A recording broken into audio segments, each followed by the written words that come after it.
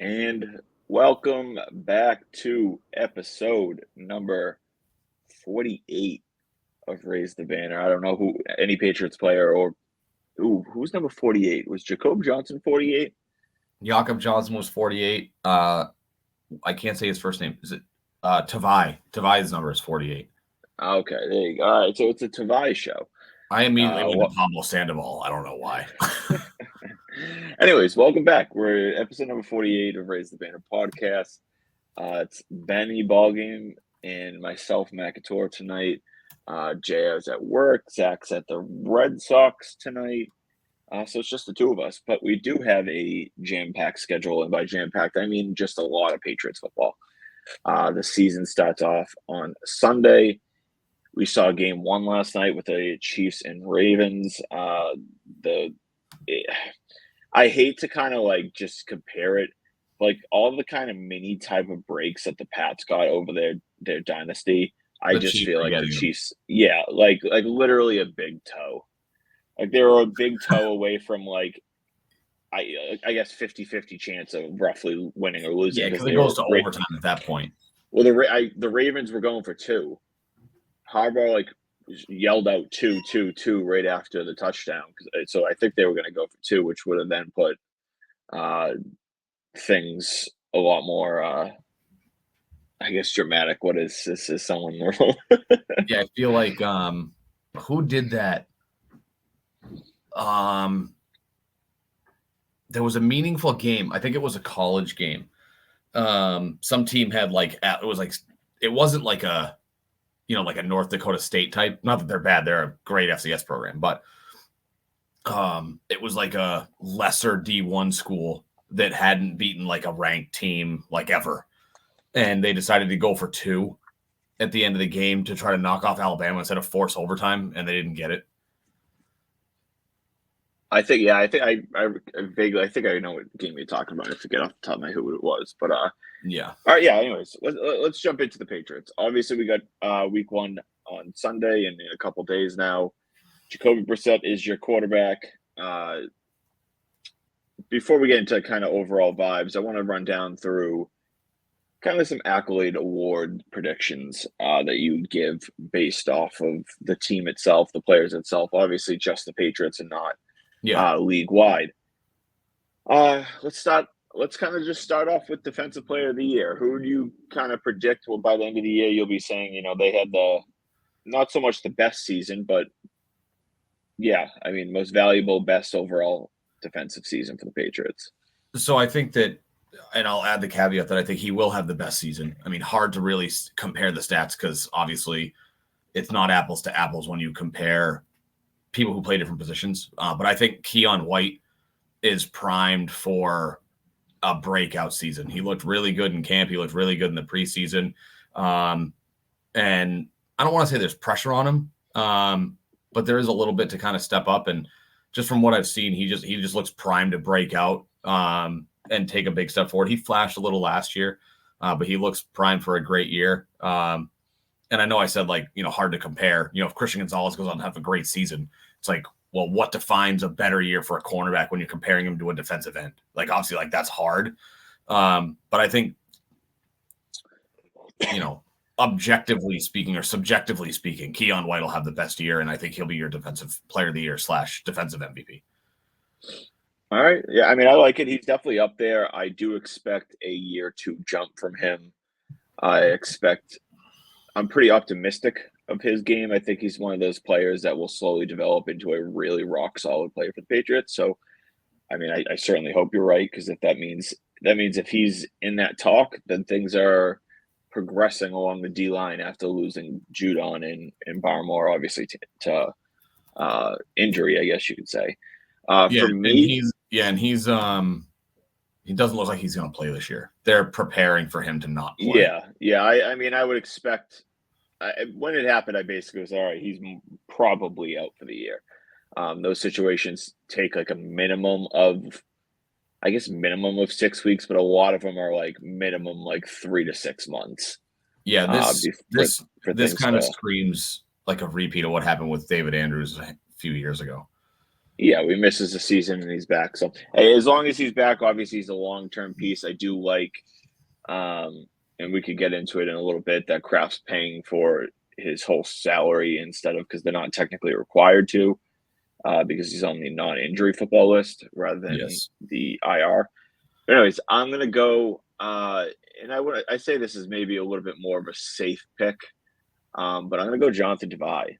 I don't think that he's a guy that typically amazes you with his play, but after last year, I mean, he was arguably their best defensive player last year. The dude was just rock solid game in and game out. He's improved against the pass. He's great against the run. He's great over the middle. And so I'm just kind of, I guess, going with a little bit of a safe pick and knowing that I think he's going to play some really good football. And I believe they're going to be a little bit more aggressive this year, especially blitzing, going after the quarterback. And not that they'll necessarily use him specifically in that role, but he could also rack up an extra couple sacks if they use him in that scenario as well. So, It's a good pick, though. how about how about offensive player of the year? Where are you going with that? Yikes. I feel like I won't. No, I guess I'll be a little aggressive. I won't go with the safe pick, and I'll go with Jalen Polk. Looks really, really good. Good game day speed type of player. I know it's kind of like a cliche thing to say, but plays faster in pads. Has enough agility and shiftiness to break tackles in the open field. Great hands. I think that one of the catchphrases during the draft was that he was an inaccurate passer's, like, what did he say? He eliminates like inaccuracy problems in quarterbacks because of his catch radius.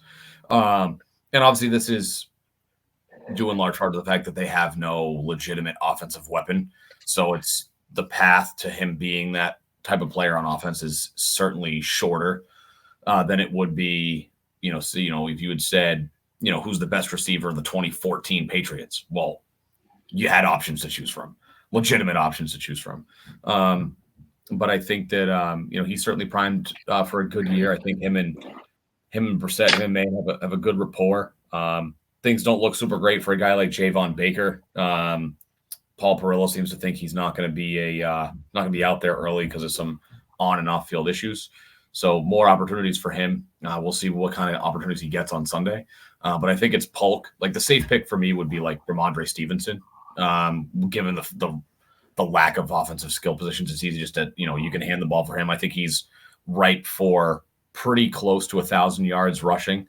If Gibson stays healthy, I don't know how many yards he'll get out of the passing game, but for me, it's Polk. All right. Yeah, I mean, Polk is definitely up there. I know one of my state your take moments from 2 or 3 weeks ago that I thought he could get up over 1,000 yards this year. The reality is he's going to have a lot of playing time. Likely, he's going to get a lot of targets. So that's going to end up in a lot of opportunity to kind of highly produce for this team and this offense. I kind of, when I was thinking about this earlier, was stuck between two guys, and one's kind of the more easy answer, which was Demario Douglas. I think he's going to have a really, really good year if he can stay healthy, because I think he's just really, really good. Dude just gets open. He's quick. He's fast. He's explosive. He's very difficult to cover. So it's definitely, he's a little bit more of a safe pick. But what do you think of a stat line for him? I think he could realistically go for like 80, 85 catches in like 1,100 yards, something like that. And again, like that 85 catches, sounds like they're going to have to throw the ball to someone. Right. And if we believe this offense is going to be at least serviceable, and by serviceable, I mean like not a train wreck like the last year, yeah. Someone's going to have to put up numbers. So, we'll see if Brissett if the quarterbacks all combined throw for 4,000 yards this year, like someone's going to rack up those numbers. So, it's going to be someone. But I do want to also give love and to put this as an offensive player of the year. They would never win this in an actual award, but I think that we might come out of this season and say that Layden Robinson was the I don't want to say best offensive player. And yes, I know it's not like an exciting name because it's not a No, skill position you player. know what I attribute that? That's like bunting in baseball. That is not a sexy pick. Yes, I know it's not because you don't give offensive linemen like the offensive player of the year award. It goes to a skill position. Again, like I think we both Is agree he that projected to Stevenson. start? Yes. Oh, Stevenson's going to be starting.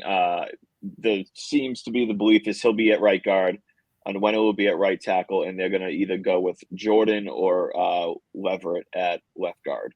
Okay. I had heard. I think it was Phil Perry said he thinks it will be Leverett because Leverett, like his career is at left guard. He's been practicing exclusively at center throughout training camp, but he came into the season into the year as playing left guard in previous years. Okay. So, again, it's not a sexy pick, but Layden Robinson, like he's shown that I think he can be an immediate contributor. And if he can be an anchor, if he can be solid on that right guard spot, that what we're going to get from Onwenu. Like, combine what we know we'll get from Onwenu. If he can be that solid at right guard, it will help the O-line tremendously as a whole because that at least tells Mayo and AVP and Scott Peters and even Brissett or May, whoever's playing quarterback, that right side isn't going to be some type of disaster.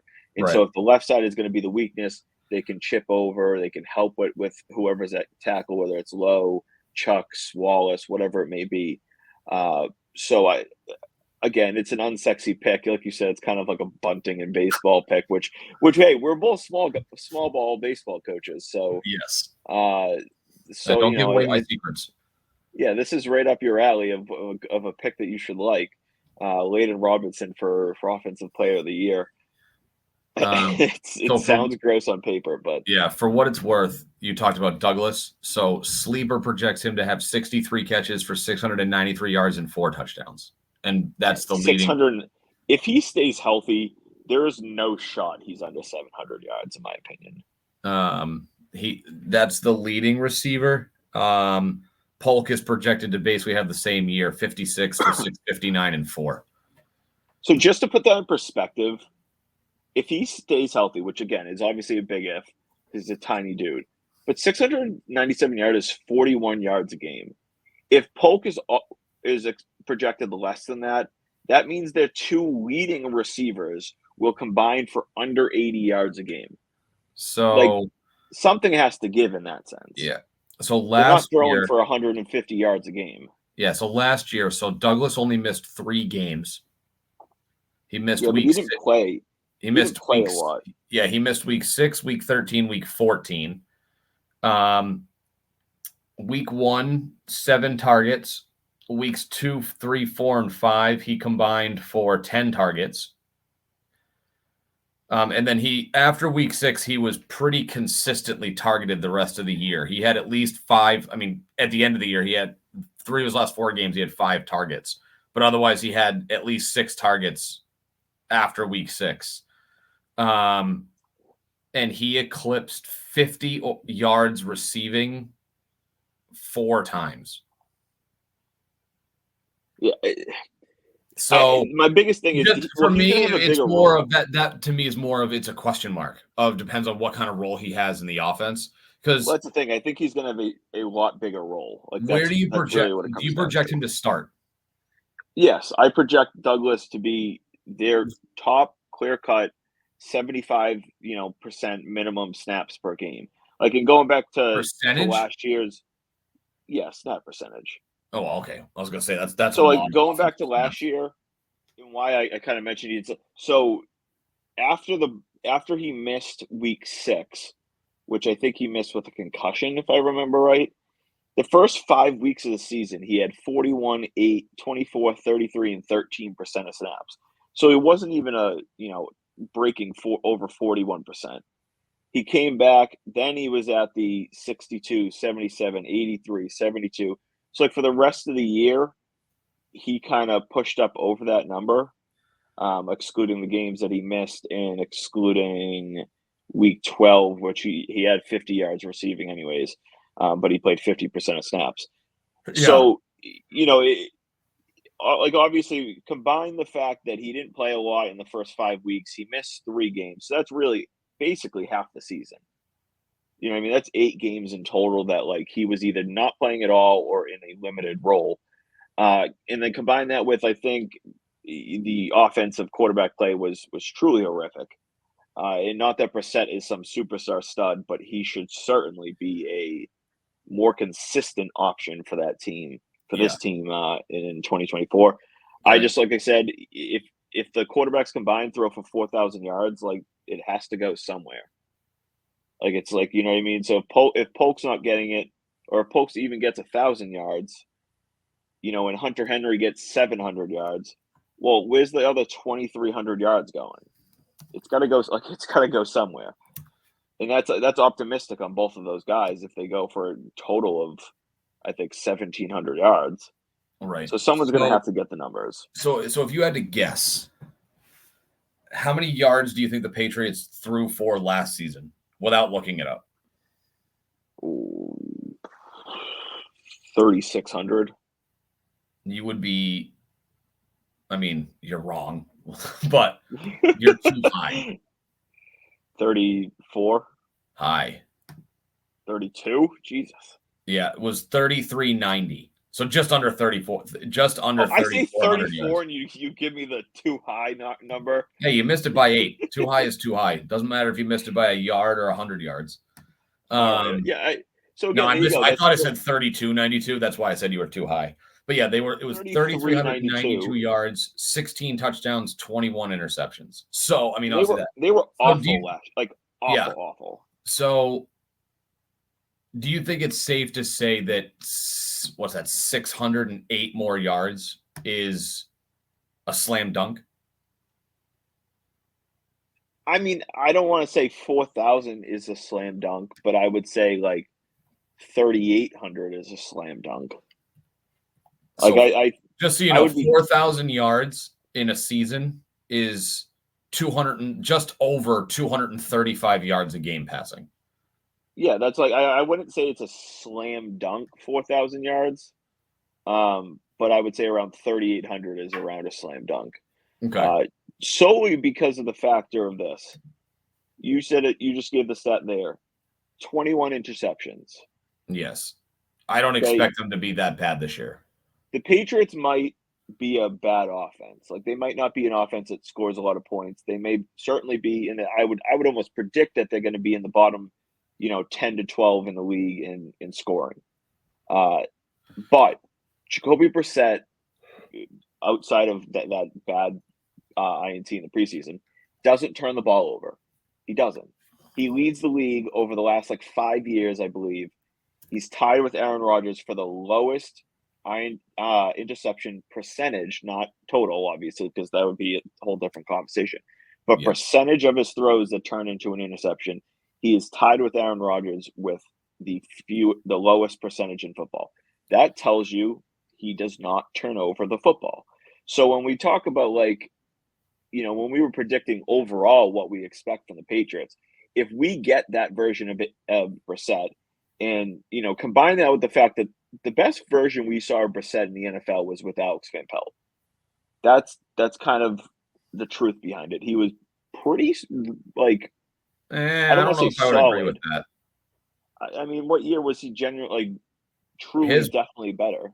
His best season was 2019, when he threw for just under 3,000 yards, 18 touchdowns, and 6 picks. What did he do with Cleveland? Well, I don't think he played. I don't think he played the whole season that year. He played 16. He played 16 games, and 11 of which were starts. Yeah, so I mean that's really what it came down to. And he had 15. He had 4 more starts in Indy. So in Cleveland, it was the completion percentage was higher, He was 61% in Indy in the 1 year that he had 2 full-time years as a starter. But he completed 64% of his passes in Cleveland compared to 61 in Indy. And then over those 11 starts, he had 2,608 yards, 12 touchdowns, 6 picks. All right, so let's just say 11. Let's see. QBR in the Indy season was 52.1. It was 62 in Cleveland, which is so overall, yeah, statistically, he probably had a better year in Indy, but it was over 4 more games. So if you were to extrapolate it out, if he had started 15 games for Cleveland, he probably, maybe not necessarily, efficiency-wise, like on a per-game average, he was better. And he probably would have had similar touchdown numbers, but he definitely would have had more yards in Cleveland than he did when he was in Indy. Anyway, so like if you combine all that and, we're obviously branching in a little bit into our overall expectations for the Patriots. If he just doesn't turn the football over and is a serviceable QB, doesn't have to be good, doesn't have to win you games, just a serviceable QB that doesn't lose you football games, the Patriots are going to be a competitive team. That doesn't mean they're going to go 8-8 or 8-9 or, even 7-10. They could easily still be 4-13 and be, a competitive football team. They had 8 losses by 1 score or less last year. 8 losses. Yep. So, and we obviously experienced like the 6-0 loss to the Chargers, like 6-0. The 10-3, 10-6 loss to Indy in London. No, Germany. Yeah, like the 10-7 loss to the Giants, I think. 10-6. It was something like that. No, because didn't Ryland miss the field goal that game? Wasn't that the game that Ryland missed the field goal? No, that game. They lost 10-6 in Germany. No, I'm talking about versus the Giants. Oh, the Germany game was against the Colts. Correct. Let's see. Hold on. I got it. Yeah, they lost 10-7 to the Giants, 6-0 to the Chargers, and 10-6 to the Commanders in 3 games in a row. It went Colts, Giants, Chargers. Yeah, defense. And the week before that, they lost to the Commanders 20-17. Yeah, they let up 26 points over 3 games and lost all 3. Lost all 3 games. That is next level bad. Like next level horrible offensive play. They scored, let's see, that's 23. They scored 30 points in 4 games and gave up. They lost 46. The composite score was 46-30. Yeah. Over a 4-game span. Exactly. So, if the offense is just serviceable, which is, again, I know it's a new offense and AVP hasn't called plays in many years, but you mean again, ever? like no, he called them for a little bit in Buffalo. He was the OC in Buffalo, I believe, like 15 years ago, 10, maybe not that long ago, like 10, 15 years ago. Anyways, I just think he's experienced enough to put the Patriots in a situation where the offense should be serviceable. Combine that with Brissett, who's a veteran, the offense should be serviceable altogether. And if you do that, I think the defense will still be maybe not elite, maybe not as good as last year because they're without Barmore. That being said, they were out without Juden and Gonzalez for most of the year, and Gonzalez is back. But I think that their defense should be good, not elite, but good. And combine a good defense with a serviceable offense, they should be a competitive football team. I think we're both kind of on the same track where I know you mentioned off that they're around anyway, like the floor is like 3 wins and the ceiling is like 7. And I think if we both, I think you agreed with me that my prediction is 5 wins. I bet over 5.5, but that was before Judon and Barmore were off this team for the year. So I'm gonna give them both being gone to tick down from 6 wins to 5 wins. And kind of in my book. Are you like in the same spot basically for win totals? Yeah. mean, looking at their schedule, I mean, it's tough, right? I mean, we don't know what's going to happen Sunday with Jamar Chase, and I mean, T. Higgins is doubtful. But Chase is a game time decision. The Bengals are notoriously slow starting teams. And Chase said that even if he plays, he's likely going to be limited. Right. Especially if he doesn't get a new deal, which Yeah. might happen, might not. So, so I think this weekend, I think that last I looked, the spread was 8.5, which feels awfully high considering they may not have their top two offensive weapons, and they took a step back in the running game. I don't know as if they'll win, but this weekend they'll certainly be competitive. But like it's hard to see games where you're like, okay, like that's a solid like situation, right? Like, they've got Tennessee November 3rd, week 9. Possibly they've got the Bears the following week. And then you figure like games at the end of the season, like they play Arizona fresh out of the bye, and who knows what the offense is going to look like at that point. And then you've got the Bills at the end of the season, which might not matter to the Bills, so that might be a win. I'm not sure. Also, Seattle next weekend. Yeah, I mean, I don't know how much I believe in Anthony Richardson, but that game's week 13. So who knows what that team looks like. I view next week in Seattle as a very they're home against Seattle, so I think that's a very possible win. I don't know what exactly. I mean, I guess I could tell you what it is. It's a combination of a brand new head coach and a quarterback that I think actually kind of sucks. But I just don't think Seattle's really good. They're continuously the last couple of years been like a middle of the pack, like 7 to 10 wins max. Like, and they could be beat on the road, coming cross country week 2 early in the season. Like, if there's going to be a game that in terms of chances to win for the Patriots, that certainly has to be in the top 2 or 3 of the year. Looking at it right now, of course. Yeah. I mean, 2-0 is definitely not out of the question. The problem with the Pats schedule is from week 3 to week 8, like those 7 games in a row are against, at least on paper, elite offensive teams. And you've got probably like maybe 1 or 2 of those games are against a team that don't really have much in the way of a defense. Like the Jets bookend that string of games. So they go to New York week 3 and they're hosting them week 8. So, but then they're at the Jets, at the 49ers, and then they get the Dolphins at home, Texans at home, Jags in London, and then the Jets home out of the London game. Like I would say they're bad, right? But that's like, I look at that and see 0-7 over those 7 weeks. Certainly. It's one of those things where like statistically they're bound to end up winning one of those. Yeah. I mean, at the end of 9 weeks, like if they have 2 wins, if they have more than 2 wins after those first 9 games, I would be genuinely surprised. I would say mildly surprised for me.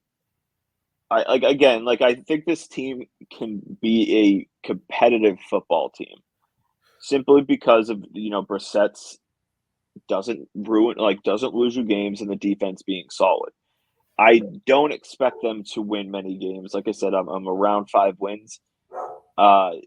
This Cincy game really kind of throws things in the mix. Like you said, like there is especially if they were happen to go to Cincy and pull the upset tomorrow on Sunday, like they're riding high and on a high note into week 2. They could easily start the year 2-0, which if they do that, like it throws a huge wrench into everybody's expectations for the season. They could easily be 0-2, obviously, too. So, like, certainly I'm not predicting 2-0 or anything like that. But, they could easily start 2-0 with them, with the way things are heading for Cincy. Like you said, I think they're 1-7 in September over the last 2 years. combine that with you have Jamar Chase, who even if he plays, looks like he's not going to be a full-time guy. T. Higgins looks like he's out. That leaves what for Joe Burrow? The answer is old Nothing. friend Mike Gesicki. It leaves Alex, whatever, I forget his last name, I think with an I or whatever, their slot guy now. It leaves Trent Irwin, who I took for an anytime touchdown parlay that I sent you, solely for that reason, because he's going to have to throw the ball at someone. And it leaves him a solid. I think their O line as a whole is solid now, or at least middle of the pack.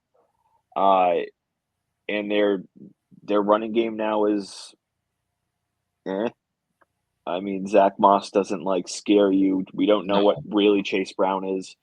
So I mean, without those two guys, Chase and Higgins are the only ones that keep a defensive coordinator up at night.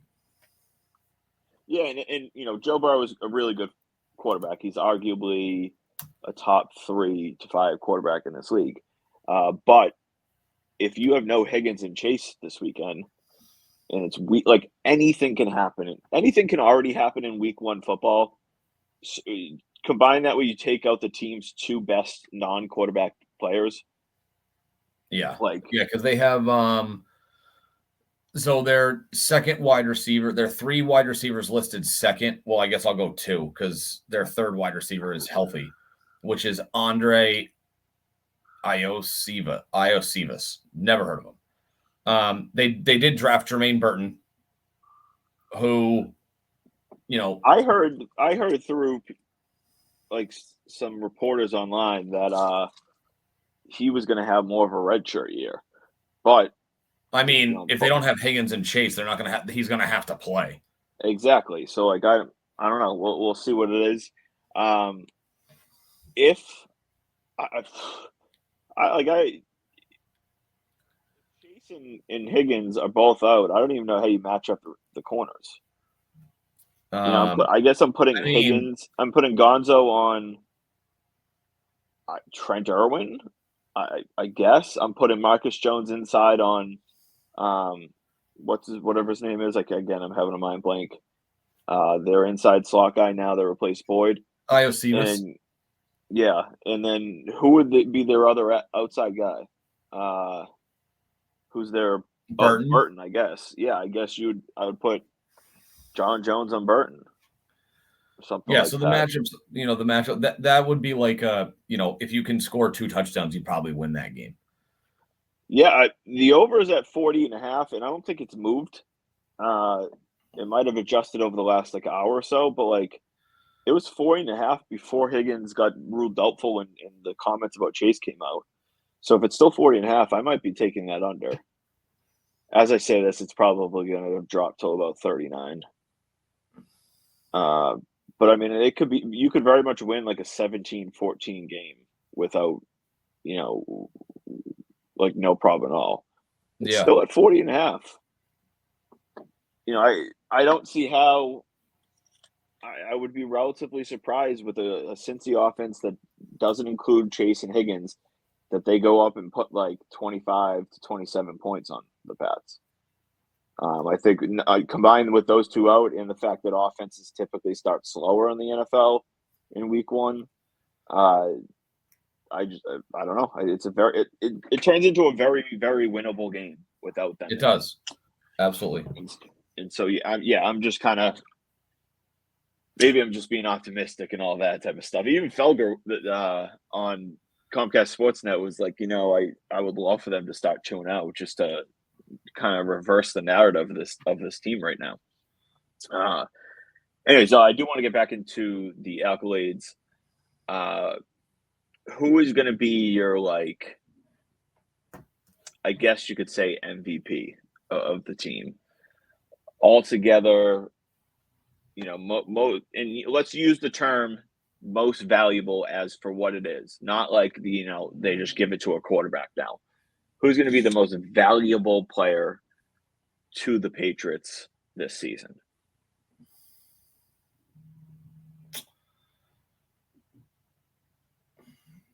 I'll go the other side of the ball and say Ramondre. I think with the volatility at the wide receiver position. Obviously, there, the elephant in the room is when does Drake May take over? I think with that, I think that he just got paid, and he's arguably your best player on offense, probably. I think that you're going to need to rely on the running game, and he's going to have to come up big. Obviously, I know they have Gibson for passing downs. He's not much of a between the tackles runner. But I think that with his familiarity in the offense and, the fact that they're going to need to rely on him in some tough situations to get yards because, they don't have the guys to win off the line of scrimmage as wide receivers, Drake May's first game, whatever it might be, they're going to need to rely on Ramondre Stevenson a lot. I think he's primed for a pretty big year offensively. And so I think, given what they're going to need out of him, and I think he's ready for it, I think he's your team MVP. All right, fair enough. I mean, I think he's going to have a really good year. I have him in multiple fantasy leagues, so I'm really kind of hopeful that he is. I'm going to stay on the offensive side of the ball, and I'm going to go with potentially their best player right now that's active, and that's Michael Onwenu. I think that another offensive lineman. Again, like when we talk about what we need from this team this year, in terms of protecting the quarterback and what we expect it to be, Drake May. I almost said Mac Jones. Expecting it to be Drake May sooner rather than later. Onwenu is going to be an incredibly key piece. So, if he comes in, he's healthy for the entire season, whether he's at tackle the whole time or guard, whatever it may be.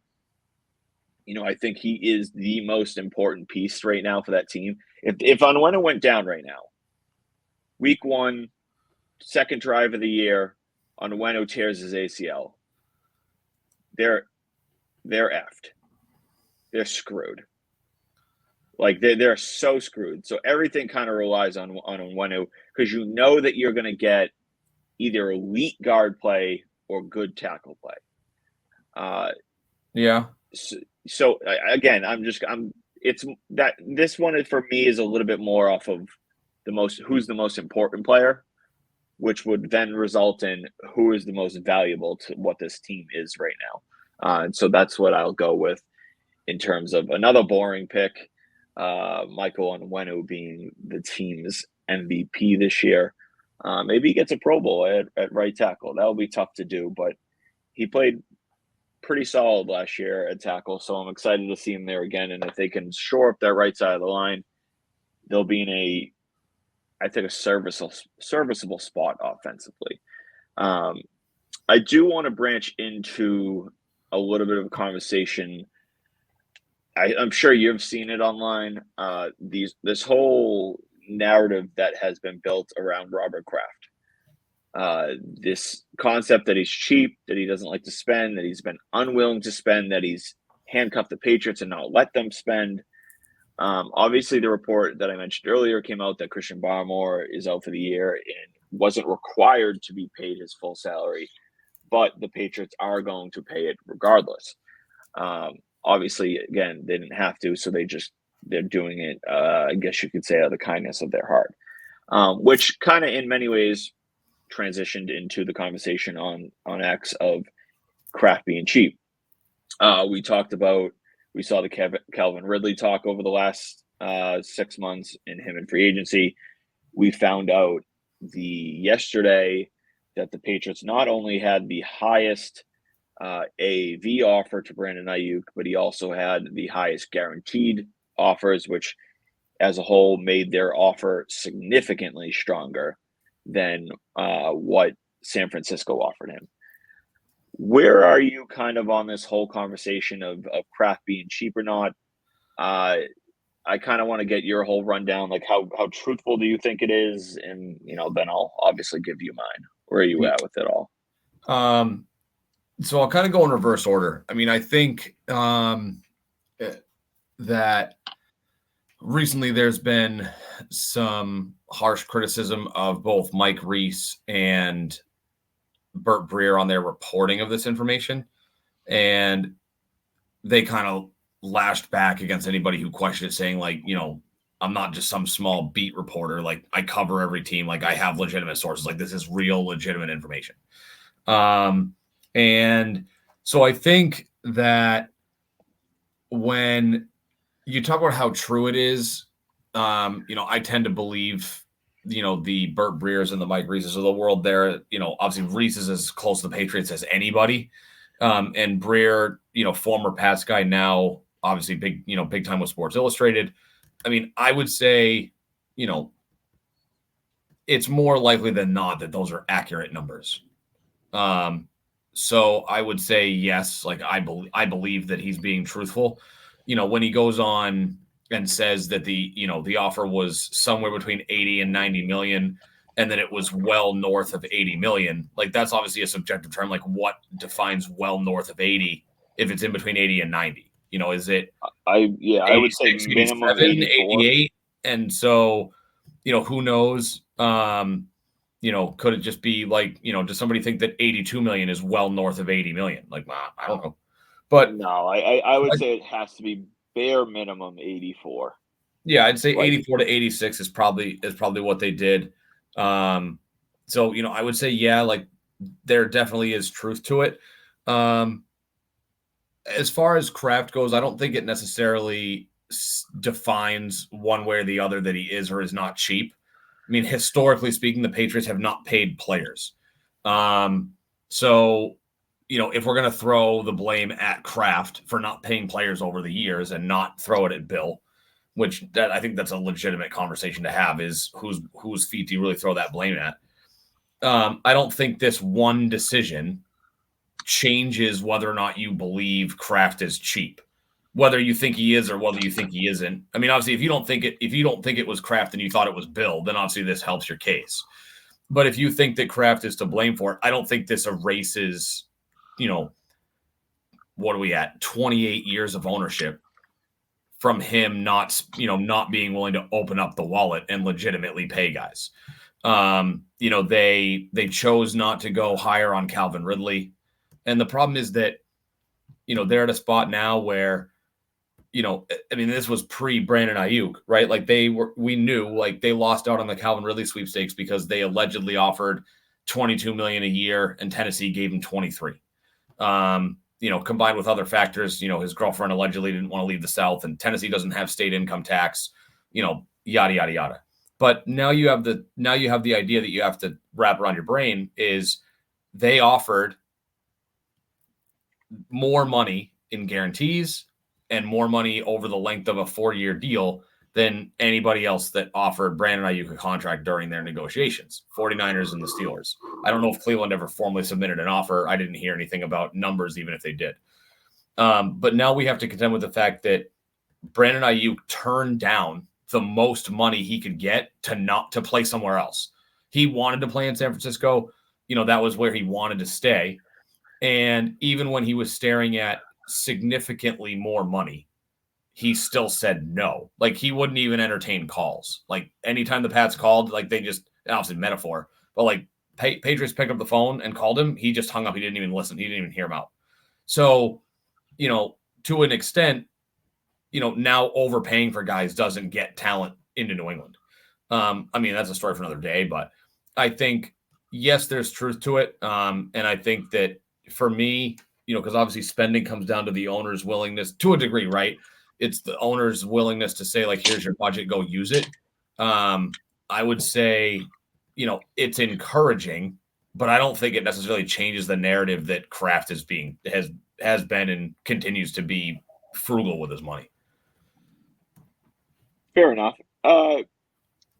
So for me, like, people like to make comments, I guess, online and think that I'm like, oh, this Kraft like defender and all this. My biggest thing online, especially, is just the bullshit on both sides of things. Okay. I'm not saying Kraft is like this fruitful guy that like opened his checkbook and allowed, Belichick to do whatever the hell he wanted at any time with it. Obviously not. My gripe with this whole conversation is pretty simple. First of all, the biggest connection into what caused the Patriots to be a low cash team over the years is, like I said, the biggest connection, not the only connection, but the biggest connection is Belichick did not give out bad contracts. Now you could question why, but he didn't generally give out bad contracts. There were always, asterisks and caveats and loopholes for, like it was a Patriots deal. It wasn't a player deal. Exactly. Within that, they often didn't, like Belichick. He came up. I don't want to say him directly, but he was known for the concept of moving on a year too early instead of too soon. That comes back into within the bad contract situations. He knew when it was time to generally move on from a player and not get stuck paying a bad player. And when you can move on, obviously you clear money, you clear cash, you clear cap space. That obviously will lower the cap space. And finally, they didn't put themselves in a scenario where they had a lot of dead cap. He didn't put Belichick didn't put them in a scenario where they were paying, putting void years on a ton of deals, just to try to stay relevant. Belichick's overall approach was very conservative with how he built the roster. So they put them in a situation where they weren't wasting a lot of money on players that either A, sucked, or B, weren't on the team anymore. And when you talk about, it's obviously not a perfect alignment, but if you look at the top 10 cash spending teams every year, my bet is at least 3 to 4 of them are mediocre at best teams. So, generally what ends up happening, usually a good amount of the teams that are high in cash spending, it's because they have bad contracts. That's what it is. Or they're paying people that aren't on their team. So this conversation that Kraft is super cheap, yeah, like he might be on the cheaper side. Like I'm not even arguing that. But like people need to recognize the truth behind the whole conversation. And it's in large part because Belichick didn't like to overextend himself to players. Second of all, I'll pose the question to you, I guess, in a sense of bringing it up.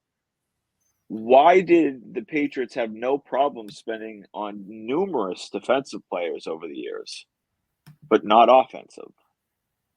I got people telling me that Kraft won't spend on weapons. Why? Why wouldn't he spend on weapons? So, again, this goes back to Belichick and his decision-making kind of played a factor in this.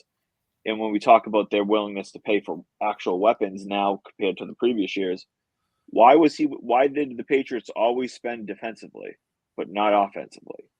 You could say that's Brady, right? The Brady effect of not needing to. But yeah, but I think at the same time, Bill didn't necessarily believe in overextending for skill position players. I don't think he didn't believe in overextending in general. But if you think about it, right? Like, he gave Matthew Judon above market value in 2021. So that kind of goes back to part of the question is, like Gilmore, he made Gilmore the highest paid cornerback in NFL history at the time. Exactly. So it goes back to the conversation is, when we talk about weapons specifically and paying for weapons, and I had this conversation with this kid online, is Belichick very clearly, very obviously, felt a lot more comfortable paying for defensive guys because he was more experienced. So this conversation that Kraft wouldn't spend on weapons, he refused to spend on, it's the dumbest conversation out there. 4 years ago, the Patriots went and dropped $15 million to Jonnu Smith, 13 or something million to Hunter Henry, and 11 million to Nelson Aguilar. All of them, Henry was the only one that ended up being decent. Like he's a middle of the pack tight end. Like I like the guy, but he's decent overall. They spent offensively, and $11 million on Nelson Aguilar is not spending money. No, but you could have taken that 20 6 between Jonnu and Aguilar and actually got a stud. Yeah, Instead of right. Yeah. You could have done instead that. of spending it on, Jonnu Smith, who when we came here, we were optimistic because we thought like he was a little bit untapped potential. But like when he came here, he certainly didn't have the numbers to match up with his contract. You were paying for what you thought you could get out of him, and he ended up not producing nearly as much. In fact, he basically sucked here. And again, that's a whole different conversation of what led to that. But again, Belichick was just willing to spend defensively. So when we go into this new era with Elliott Wolf, it's not some coincidence. Robert Kraft didn't just wake up, in March and say, now I'm going to start spending offensively. Now I'm going to care about the offensive side of the ball. The reality is the new person in charge, Elliott Wolf, I can't call him the GM because he's not technically that, but he's just more willing to spend on weapons. It's kind of really that simple. He's been more willing to spend in general. But I think the Kraft being cheap thing goes deeper than just players. I mean, they're notorious for bringing in members of the coaching staff that don't cost them money or cost them next to nothing. Well, so I think if you're going to talk, and I'm not necessarily saying that, like, I think Kraft is a little bit on the cheap side overall statement. And that's rooted in a couple things. One of which is being that you'd be hard pressed to find a very wealthy person who's not cheap, because that's how they get to be wealthy. They don't spend their money frivolously. Obviously, they spend. They just do it in intelligent ways, and they do it in a little bit more of a frugal sense. But you look at somebody like Alex Van Pelt. The Patriots are not paying Alex Van Pelt. The Cleveland Browns are, because he got fired. They didn't have to pay Joe Judge. They didn't have to pay Matt Patricia. To be fair, again, but that kind of goes back to Belichick. Like Belichick wanted those guys here, right? But you can't look past the fact that yes, Bill wanted to bring them back, but they also weren't costing the Patriots a single penny. Well, they cost them something. Well, yeah, but like 95% of their salaries were picked up by other teams. What? Bill Belichick was costing the Patriots like 6 times as much as Gerard Mayo is right now. There's also that. Well, Bill Belichick also served 2 positions. You were paying for a head coach / a GM somewhere in the neighborhood of what most NFL teams pay their head coach and their GM combined. No. Belichick was making like $25 million a year. A good head coach makes like 7. That's not true at all. Yes, it absolutely is. Jim Harbaugh's making 10. Yes, and he hasn't been an NFL head coach in 10 years. Yes, but Jim Harbaugh is a well-known guy. Was a highly touted head coach prospect. The middle, like the new head coaches that have never been a head coach anywhere, they get like $5 to $7 million a year on a good note. And combine that with the GM, Elliott Wolf's not making more than like $5 million this year. So they're combined making probably half of what Belichick made. So I'm 90% sure that they make like $5 to $7 million. Highest paid head coaches in 2024: Andy Reid, $20 million; Sean Payton, $18 million; Jim Harbaugh, $16 million; Sean McVay, $15 million. Like they're making like them combined with their GM is I mean, sure, but like Bill Belichick was the best head coach in the NFL for over 2 decades. So yes, the top head coach is going to make $20 million. So yeah, okay, fine. So there's a small handful of guys who them plus their GM equals the rumored salary of Bill Belichick's $25 million. I get that, but Andy Reid makes 20. Let's just, for the sake of argument, say that their GM makes 5. I don't know what the GM salary is of the Kansas City Chiefs. Do you think that Steve Spagnuolo is getting paid chump change? Like, was Eric Bieniemy getting paid? Like, no. So I just think that when you look at it and say, like the Patriots could have hired the Patriots had opportunities to hire numerous offensive coordinators.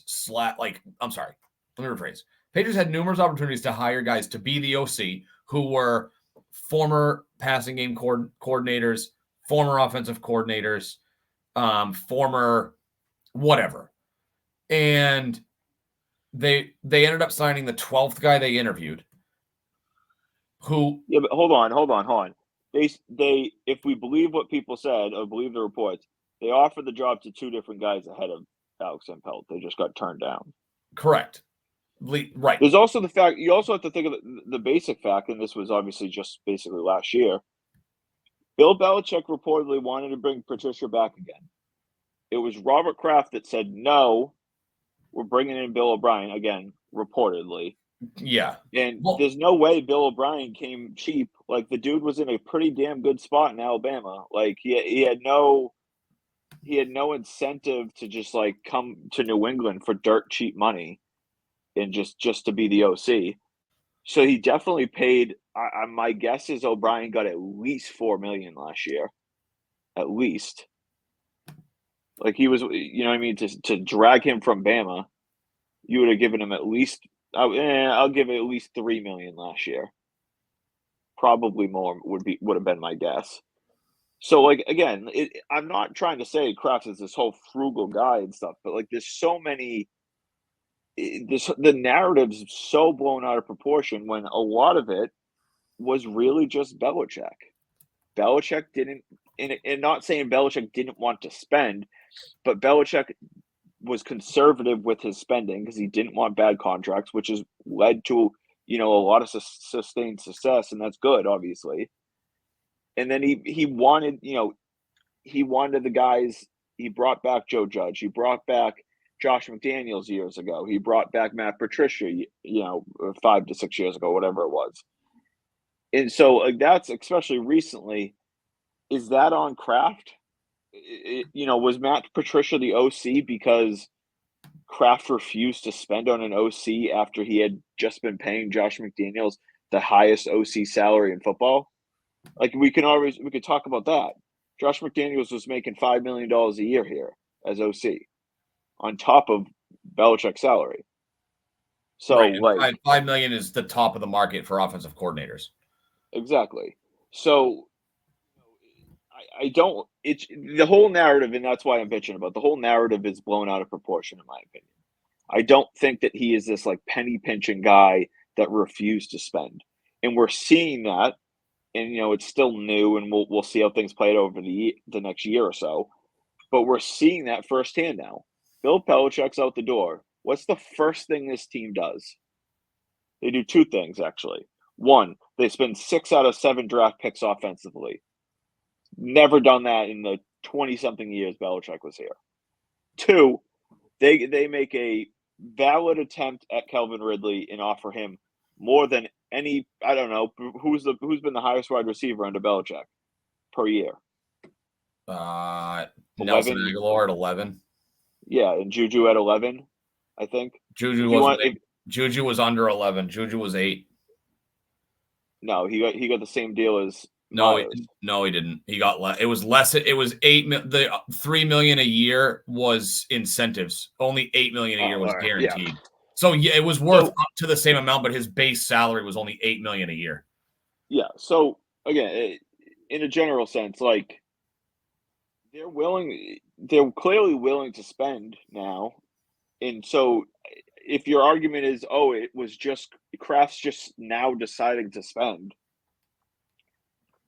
do you view that as like a valid argument against it? Like, he just woke up this year, and I get, he might be a little bit more motivated to win post Belichick, but did he just wake up and decide now we're going to start spending? No, the answer is Wolf is GMing this team, building this team differently. He knows that this team needs weapons, something that this team has needed for the last 10 years, pre and post Brady. And he struck out twice so far, like, definitely. And until he gets it done. Three times. Who's the third? Ridley, Ayuk, and it literally just popped in and out of my head. As a weapon? Was DeAndre Hopkins last year? Last year, yeah. Okay, so yeah, 2. Yeah. Again, that was a Belichick refusing to spend. Like, well, the he one wasn't. thing we It wasn't. It wasn't. So it was funny. It's because so like you go back to like the non-bad contract situation. He was willing to pay, to my understanding, not quite as much as what Tennessee offered.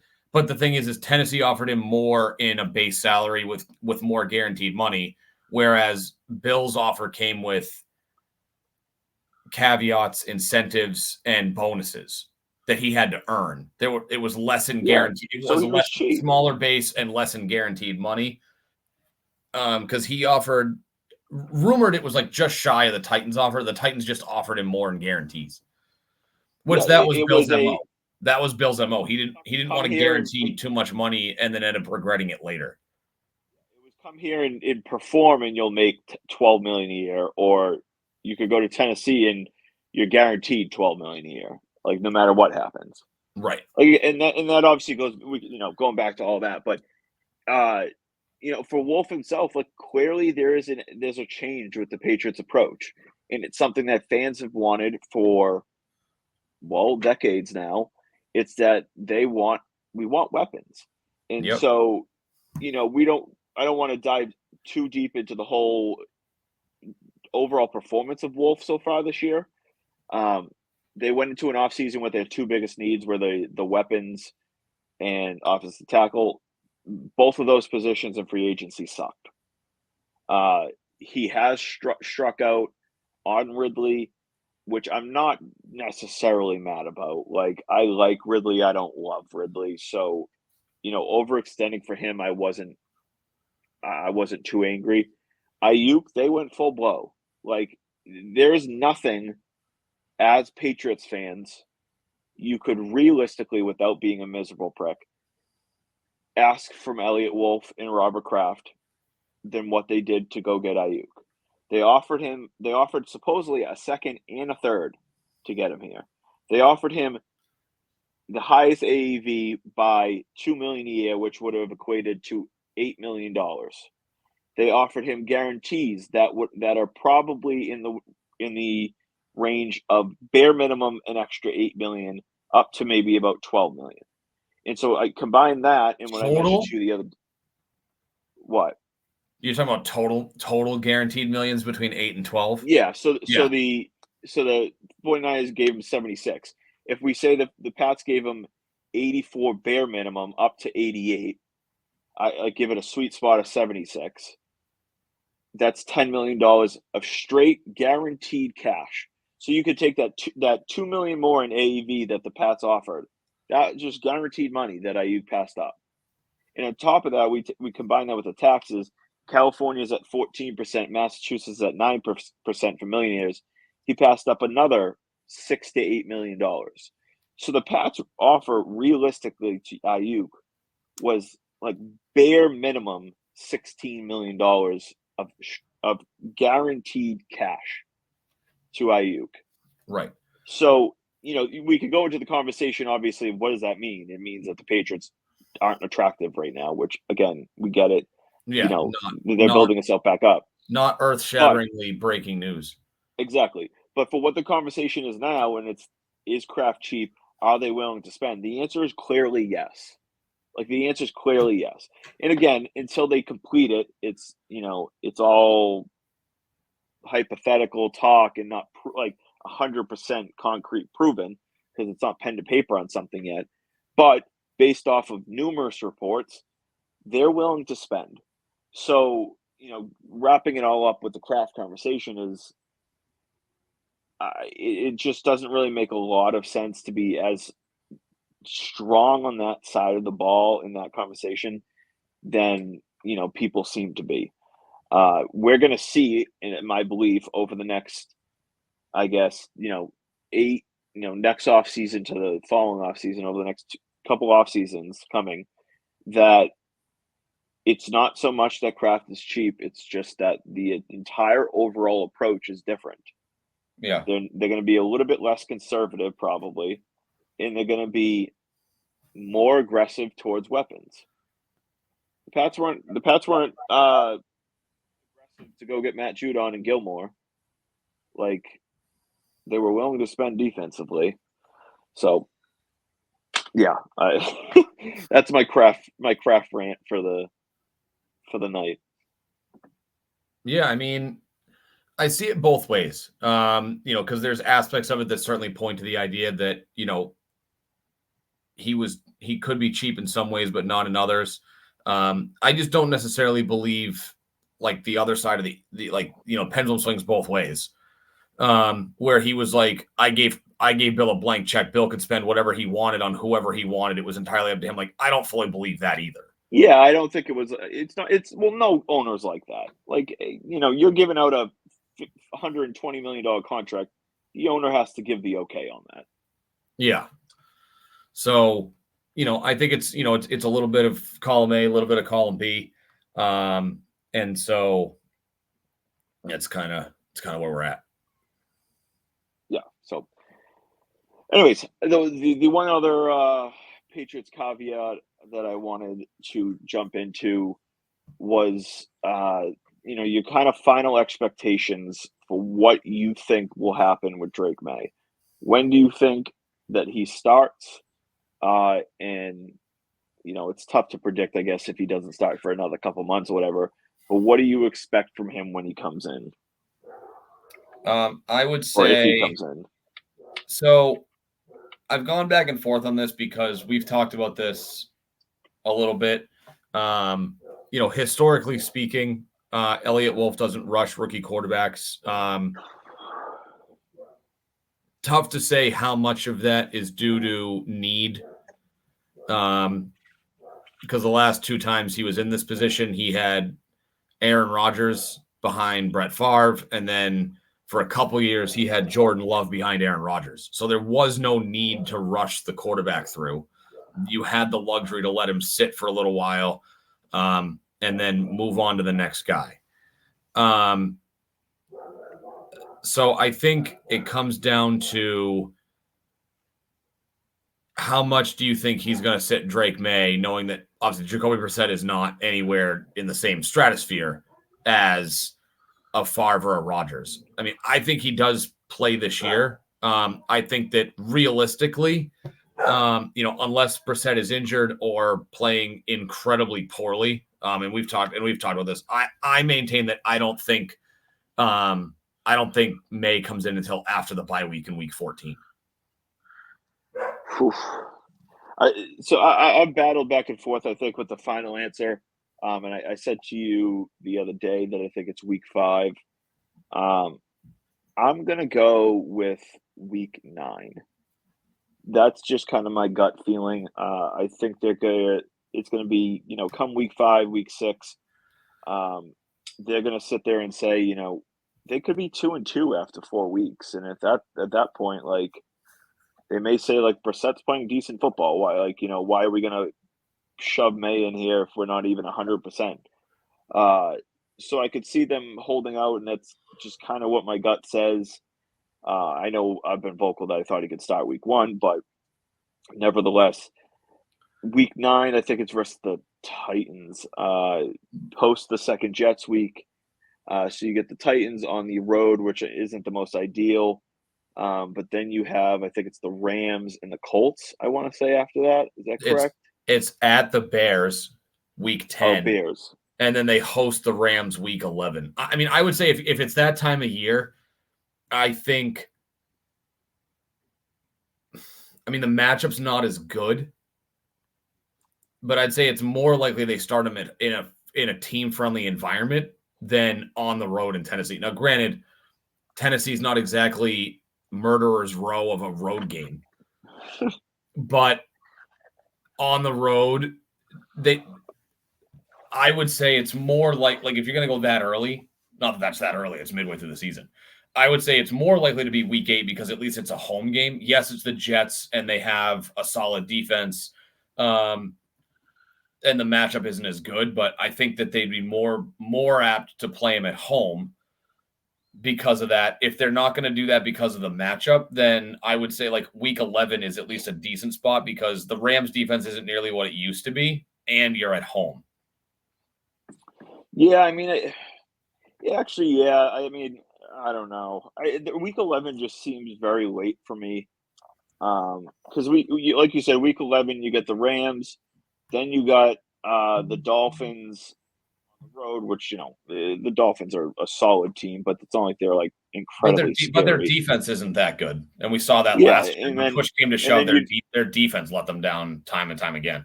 yeah, and then they host the Colts, and then they go to Arizona, which obviously isn't some type of scary place to play, anyways. No, but Um, that's after the bye.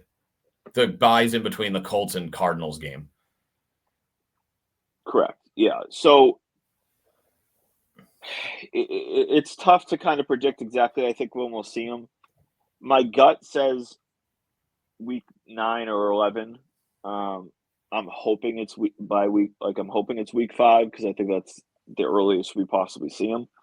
But if it's week 14, like I want him to get his feet wet to the point where like we have a decent idea of what he's going to be this year. And when we do see him, like I'm expecting, we're going to have high expectations, especially now that he's sitting a little bit longer, and learning the ropes and all that type of stuff. So, we're not going to. It's not like he's starting week 1 and we could see a disaster or very poor play the first few weeks, which we still could, Yeah. obviously. But with how things have played out, my expectation is week 9 or week 11. I hope it's week 5, but I don't know. Who knows? Like Brissett, and I know we've kind of talked about this off the air. Is you know if the Patriots are getting their ass kicked by San Francisco against week 4, and it's 30-3 going into the fourth quarter, is Brissett going to stay out there? In most other scenarios, they would put the backup in. Is Brissett Right. going to stay out there? Or, vice versa, or if just Brissett is awful. I don't think he will be because again, he doesn't lose you games typically. If Brissett is just awful, or hell, in a rare occurrence, maybe it's the complete opposite scenario where the Patriots are up, 27-3 against a team in the mid fourth quarter. Are you taking Brissett out? Mayo made the comment that if Brissett went down, it would be May. So, those are the external second tier factors and what could happen in scenarios. Like, do you play them? Like, or do they just stick with Brissett no matter the situation until they No, I think that mean, he's ready? okay, so I said week 14 as in he takes over the job. I mean, I think you could very easily see him as early as week 4 when they play the Niners. Because Yeah, but that's my question. Is like if they're down sorry, 30 well, to let me ask you this: 3, was your question based on when would we see him play in a game, period, no matter what, or take over as the starter? my question was take over as a starter. But Okay, then the second tier conversation is like, we talk about this conversation of if he's ready, when are they going to feel like he's ready, when are they going to put him in, all that. Like if they're down 30-3 against San Francisco, going into the fourth quarter, in any other scenario, the team would pull their starting quarterback. yeah, I mean, Are they? in that situation, I would expect May to see time in the fourth quarter, whether it's the start of the quarter or not. I would expect him to play. So all right. So you would expect them to. Yeah, if they're getting blown out, I mean, obviously they're not going to do anything if it's the inverse. If they're blowing a team out at the end, like May's just going to come in and hand the ball off. But if they're getting blown out at the end of the game, then yeah, I think you could absolutely see May come in and sling the ball a little bit. Yeah, fair enough. I mean, I hope it's week 5, but I guess we'll see where it goes. But all right, we'll have a hopefully competitive game on Sunday. They're 8-point dogs. Looks like a decent pick right now if Chase is out and Higgins is out. But we'll be back hopefully sometime mid next week to discuss the Patriots' first game of the season. Maybe they get a win. I don't know. We'll see. But yeah. Any final thoughts? Oh yeah. What's your state your take? Almost forgot about that. So for me, and it pains me to say this, but because just the other day I would have said the exact opposite. Because somebody asked me, I mean, I guess it was a betting question. If I was a betting man, would I take the Chiefs to three-peat or take the field? Then I would take the field, just because I think that's the smarter move. But considering what we saw last year, it was a quintessential throwback to the old Patriots, like the second dynasty. I guess kind of the first dynasty too, where it wasn't quite their year and they still figured out a way to pull it out. So just given what we saw last year, the fact that there's a couple decent quarterbacks in the way, but I don't really see a team in the AFC that really challenges them yet. I'll say that the Chiefs do what no other team has done in the Super Bowl era, and that is three-peat. Don't say it. With their third Super Bowl. I won't pick who they beat because I think that there's some legitimate teams in the NFC, and I think you could make a compelling argument for a handful of teams to make a legitimate run. But I think, as much as I don't want to say it, I think the Chiefs will three-peat, whatever is it, 6 months from now. Or 5 months from now. 5 months from now. That will suck. It would. And I know what the NFL universe was feeling for 20 years while we were basking in the glory of our 20-year reign. Now that the shoe's on the other foot and we're seeing another team do it, I can understand why there's just an inherent hatred towards a team just because it's like you root against them just because they're good and you're sick and tired of it. I'm going to be a huge Detroit Lions fan this year. On the NFC side, and just, it's kind of like, you just kind of root for whoever plays Kansas City. Even if it's the Jets or the Giants, as much as that sucks.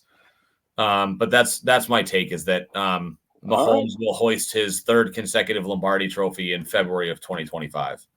All right. So I'm on the same track, but good. I was going to say, which will incorrectly, but will subsequently lead to the conversation that Pat Mahomes is already the greatest quarterback of all time. I'm not even getting into that conversation. It is not a valid conversation, but if they three-peat, which means Mahomes will be the first quarterback ever to three-peat, he will have 4 rings in 6 years, which has only ever been done once. And it was Terry Bradshaw in the 1970s with the Pittsburgh Steelers.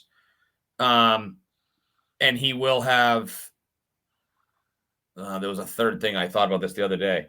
But given that Brady and Belichick never won 3 in a row, they had opportunities to. I think they were more primed to do it the second time around because they actually got to a third straight Super Bowl. Well, they got to 3 Super Bowls in a row. They just lost the one in the middle. I think they were obviously more primed for a run in those years. And then, of course, 03, 04, 05, albeit 05, brand new offensive coordinator, brand new defensive coordinator. And that was also, they lost Givens and they lost Branch. So the offense looked a lot different in 05. But just because, it just means the Chiefs would have done what no other team, again, in the Super Bowl era has done. Teams have won NFL championships, and the Packers won an NFL championship and then 2 consecutive Super Bowls. It's just the first one was the last NFL championship game. But I think that conversation happens. It's not a legitimate conversation, but because they did something that Brady and Belichick never did, of course, if he wins his 4th, of course, people will say that. And I think if he gets his 4th, I think they'll say that at a bare minimum that he usurps everybody but Tom Brady and becomes the second best quarterback of all time. Possibly. To keep, I'm going to be on the same track, but not that for the Chiefs. I think that the Super Bowl result will be the San Francisco 49ers scoring 31 points and the Baltimore Ravens scoring 27 points. So I'm going with the San Francisco over Baltimore 31-27. I think San Francisco should have won last night. Lamar played horribly in the first half. I think that they get their revenge in the 49ers did not play last night, for the record. I said Baltimore, didn't I? No, you said the 49ers. Oh, excuse me. Yeah, Baltimore should have won last night. The Lamar played terribly. I think that they get their revenge from last night and last AFC Championship, and then they go into San Francisco. Well, mutual field, but obviously they play against San Francisco, and San Francisco finally gets it done. And once they get it done, boy, is that team going to be looking different in the coming years after they have to pay Brock Purdy, and they're already drastically over the cap. So, they're gonna. This is their window, and I'm optimistic that they get it done. If there's a team that I root for outside of the Patriots, it's generally San Francisco. I don't know. Maybe it's just because Brady grew up there. I started to like them. I really like Jim Harbaugh back in the day when he was there. That might have been it. Yeah, and they should have they should have completed the comeback against against the Ravens in that Super Bowl. Yeah, realistically, they should have beat Kansas City last year. They kind of squawked it away in the second. That's Kyle Shanahan for you. He pukes on his shoes when it matters the most. Yeah. So, all right. Yeah. So San Francisco over Baltimore, 31-27. If I am right, you're doing the next podcast in 5.5 months. a size small yellow child's t-shirt. That might actually be impossible to put on. It might just look like a scarf. I might just, if that's the exact score and the exact teams that you were doing it, we called it here. All right. All right. Well, give me a week because I'll create my terms a week from now. All right. Fair enough. All right. Until next week. Go Pats. Trevor Story's back tomorrow. Go Pats. Extend Roman Anthony. Goodbye and take care. Good night.